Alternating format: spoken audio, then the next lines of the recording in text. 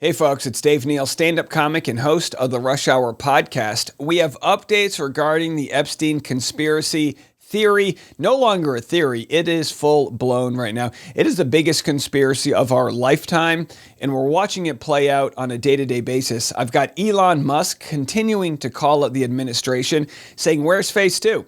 We've even got Theo Vaughn here saying, yeah, what changed?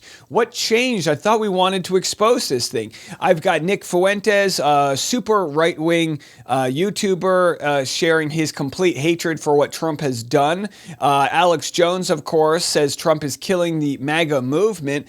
And it's just absolutely wild out here. And Trump says, nothing to see, move on. So here's the clip that was shared by Call to Activism, which was a viral video showing J.D. Vance calling for the full Epstein list. Now, this isn't from years ago. This is literally from several weeks ago. Release the list.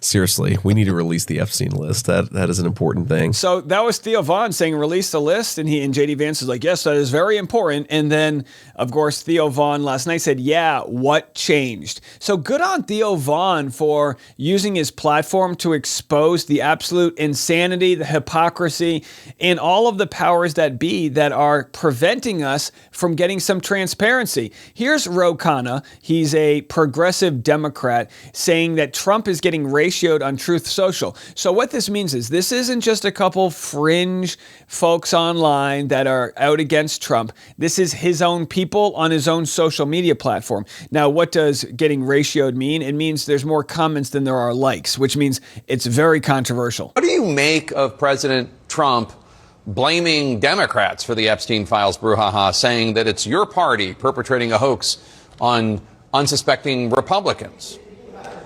Jake, this is the first time he's getting ratioed on Truth Social by his own base. His own base knows that's not true. He campaigned on releasing these files. And just to update Manu, because he's always knows the details, but Thomas Massey has been texting me all day. We introduced this resolution together. He already has 7 Republicans signed up as co-sponsors, and we're going to deliver all 212 Democrats. So this new resolution that they have could take 30 days. It could take a little while to get through, but they've already got enough votes from House Republicans to make that happen. Will they change their mind? Yet to be seen. Here's Senator Van Hollen, again, the man who is responsible for getting Albrego Garcia back from the El Salvadorian prison complex.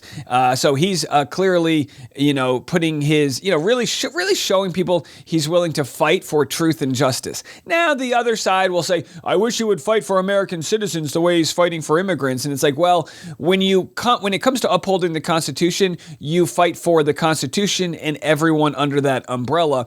And now we have Senator Van Hollen saying, let's just what are we waiting for? Senator, good to have you here. Last week, you actually got an amendment passed through the Senate Appropriations Committee to require the Attorney General to retain, preserve, and compile any records or evidence related to any investigation, prosecution, or incarceration of Jeffrey Epstein, and to submit this report to Congress within 60 days regarding records and evidence. So what are you hoping to accomplish?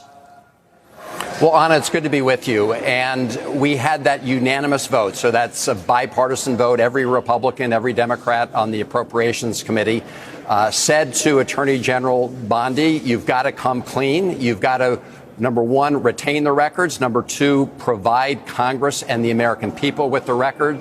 And then we laid out a series of important questions that deserve answers. And by the way, if you're Trump and Pam Bondi, I hate to say this, but the best scenario for them right now, the best scenario is to hope somebody lights the building on fire that keeps those records. I mean, so don't be surprised if you find out that a meteor fell onto the bill, whatever the case may be, because he's in the files. It's not going to look good. And at this point, any amount of protesting, it just calls out the obvious. So Maria Nofal said, what happened to all the evidence against Epstein? The FBI's chain of custody for evidence is a meticulously documented process designed to ensure the integrity, authenticity, and admissibility of physical or digital items from the moment they are collected. So they talk about this chain of command that if you work within the department, it exists, just in case if several years later you find out there's a rogue prosecutor or someone, planted evidence. You can go back and see all of it and kind of like show the math. That's why you hold on to all of this. And then Elon Musk responds, yeah, where is it? So this is a big deal because Elon Musk is kind of responsible for the resurgence of the Epstein files, as he tweeted during his beef with Donald Trump that Trump was on the files. And people said, yeah, we already know he's on the flight log. And the question is there more than just a flight log? So again, Pam Bondi, she's also responsible for this by fanning the flames. She literally created this stupid, did she even spell this right? E-classified? She made the Photoshop images for this file. She literally stayed up at night and maybe had her son help her with the clip art. And she called it Phase 1. And Elon Musk responds, where is Phase 2? Thomas Massey, representative, I believe from Kentucky, right, said Americans deserve transparency and the victims of Epstein and his associates deserve justice. Thank you, Representative Boebert, for co-sponsoring this legislation to release the Epstein files. We all deserve to know what's in the Epstein files, who's implicated, and how deep this corruption goes. Well, what we deserve to know is a foreign intelligence ring blackmailing our president or other powerful leaders? I think that's important for us all to know. We voted for these people. Are they compromised? Well, Elon Musk retweeted that. So big stuff going on. Now, here is a letter that came out due to the Freedom of Information Act. And I saw this on the David Pakman show. I don't know if he was the original source for it, but it was a letter to FBI Director Patel. It says, before you came into office, I requested the full and complete files related to Jeffrey Epstein. In response to this request, I received 200 pages of documents, which consisted primarily of flight logs, Epstein's list of contacts, and a list of victims' names and phone numbers. I repeatedly questioned whether this was the full set of documents responsive to my request, and was repeatedly assured by the FBI that we had received the full set of documents. Late yesterday, I learned from a source that the FBI field office in New York was in possession of thousands of pages of documents related to the investigation and indictment of Epstein. Despite my repeated requests, the FBI never disclosed the existence of these files. When you and I spoke yesterday, you were just as surprised as I was to learn this new information. And again, Pam Bondi did say the FBI had more information. Why haven't we seen it? Could it be because when they actually finally got a hold of this information, they realized maybe Trump wasn't being as open and honest as they thought, and it makes him look terrible? Maybe. Or maybe it makes Bill Clinton look terrible. Let me say this loud for the people in the back. I don't care who's in the file. Air it, and then we'll deal with it after. We'll get people out of office. We'll get any people that were involved in the conspiracy and cover-up of this out, and we'll make sure they never serve public office again. So they say I'm directing you to conduct an immediate investigation into why my order to the FBI was not followed. You'll deliver to me a comprehensive report of your findings and proposed personnel action within 14 days. I appreciate your immediate attention to this matter. Now, did we get a response from this? I'm not sure as of yet, but it's good to see that there is some form of people being held accountable in our public offices.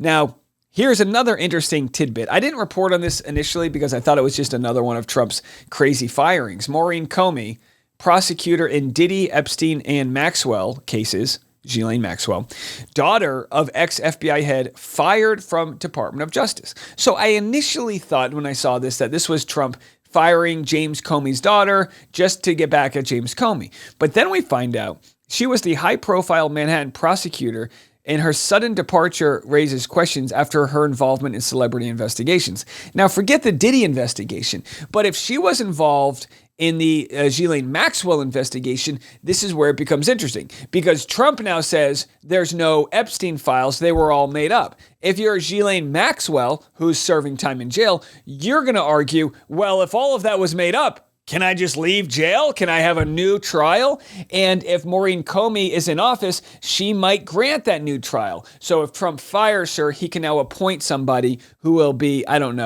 doing his bidding. And these are the questions that are starting to be asked on Fox News, which, is pretty interesting because Fox News was directed by Trump not to discuss this. And at the end of the day, President Trump wants results from every part of the administration, including the Department of Justice. You don't think it has anything to do with Epstein? No, I don't think so.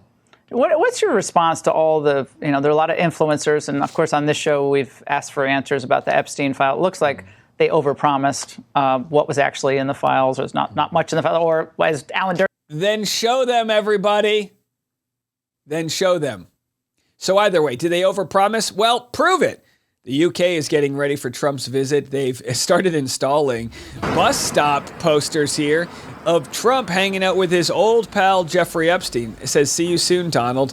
All right, there it is. I mean, Republicans promised transparency on Epstein. Now it's sowing division within MAGA. And here we look at 4 years ago.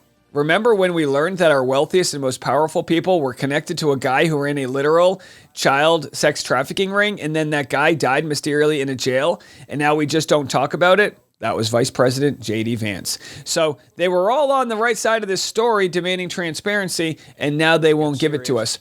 Here is, coming up next, I'm going to share with you Nick Fuentes. Now, I don't know, I mean, I can't even say the word. He is so insane, some of his thoughts out there. I guess I can say I think he's a self-proclaimed Nazi. He's like a full-blown white supremacist.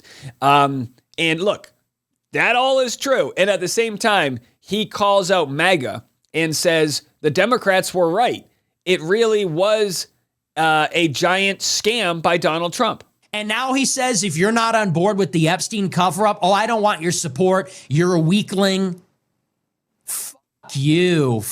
You suck. You are fat. You are a joke. You are stupid. You are not funny. You are not as smart as you think you are. You are, and honestly, and if you watch my show, you know I've been very critical. I've never been this far.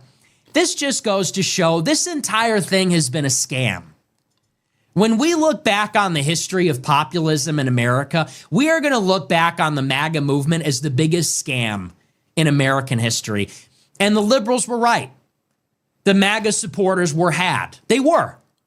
When we look back in history, we will see Trump as a scam artist who served as a vehicle for this rather than the other way around. When we look back, no, we see it right now. His net worth has gone up by 40% since he took office due to his crypto scams. We're not going to look back in history and see him as a scam artist. We see it right now. Here is a super infuriating story if you're on the side of fairness and justice. This is a story of the Democratic Party walking out after not following protocol before going to a vote for a very dangerous new judge position. So there's a lot here. Have a listen. Rule 4 of the committee, we have the right to continue to debate this nomination. No. I'm invoking Rule 4 of the committee. We have the right to debate this nomination. You're out of order. I'm seconding Senator Booker's. So Senator Booker wants to debate the confirmation of a very toxic person. This person, Bove, is being appointed by Donald Trump, and it has to get approved. And they just want to debate this before they appoint him. This guy worked for the Department of Justice. He was instrumental in the firing of prosecutors who worked on cases because of the claim that they could not be trusted to carry out President Trump's agenda, something that should have no place in employment decisions of federal prosecutors. He was behind the firings of FBI agents who had done nothing more than work on cases to which they were assigned. He claimed that these public servants participated in what the president appropriately described as a grave national injustice that had been perpetrated upon the American people. And Bove did all of this despite the fact that as a national security prosecutor in the Southern District of New York, he had worked on these very same cases. So he's essentially doing the president's bidding. And now he's being nominated to be, I believe, an appellate judge. And again, this is a lifetime. That's right. He was the acting deputy attorney general nominated by Trump for a lifetime seat on the 3rd U.S. Circuit Court of Appeals, and the Senate Judiciary Committee is set to vote this week on whether to advance his nomination to the full Senate. So you've got hundreds of people across the political aisle, on the left, on the right, former prosecutors, all saying the same thing. This guy is dangerous. He's not following the law. He's not impartial. And you're going to give him a lifetime position. So we have now Cory Booker and others deciding to walk out after they weren't listened to and the rules were violated. Have a listen. In a Judiciary Committee, Democrats walking out of a hearing on the nomination of Trump official Emil Bovee to a federal judgeship. Take a look. Why are you doing this? leaving. This is outrageous. This is a kangaroo court. That's all we have here, This Mr. is Chairman. wrong. To violate your own rules without going by the mandates of the parliamentarian. This is unbelievable. There's a way to do this. If you want to force this through, if you want to ram this through, there's a way to do it in accordance to the rules as spelled out by the parliamentarian. And now we've seen this with the big, beautiful bill where they try to vote on it at 3 a.m. They try to rush things without letting people read. They want to speed it up. I mean, would you ever buy a car and the salesperson's like, yeah, just sign. And you'd be like, whoa, hold on. Let me just read everything. Let's take it for a test drive. Let's stress test it. In this case, you're seeing that pressure and that speed to get things through. It's not because they have a long to-do list and the agenda is super thick. It's because that's how fascism works, where you trick the brain into getting rid of the side of critical thinking and work on fight or flight. It is simple. It is clear. There's a pathway to achieve what you're trying to achieve. But, sir, this lacks decency. It lacks decorum. It shows that you do not want to simply hear from your colleagues. This is absolutely wrong. And sir, this is to me one of those moments where we are not showing common respect for each other on both sides. I have sat here when we were in the majority and listened to my colleagues' arguments, listened to their passionate statements, and then we voted. This is not that. And by the way, I mean, this is one of those cases where they're stronger than I am, because I would want to just start punching people. That's what I would want to do. I would be so annoyed that when one side was in power, they let the other side have their objections and go through the process that's set forth. And now they go, nope, we don't have time. Let's vote on it. That's what we get. That's what we voted for. And this, and for some reason, this justice isn't a big deal for some people. I've been justice oriented for a long time. When it comes to plagiarism and joke stealing in the stand-up community, it's like you want justice. You want to expose people when they're committing a crime, when they're doing something wrong. You want to play by the rules. That's really what it comes down to, is you just want to play by the same set of rules. Oh, you know you're about to lose the midterms because you're kicking 17 million people off their health care? Let's just redesign the districts. No, go F yourself. It's a scam. We're watching it play out, and I cannot be convinced otherwise. We'll be back in the morning. If you enjoy our coverage, please consider subscribing. God knows we've run a lot of people away by sharing our strong views, but you got to be authentic. You got to say what you mean and mean what you say, and we're doing just that. We'll see you in the morning. I'm Dave, and this is The Rush.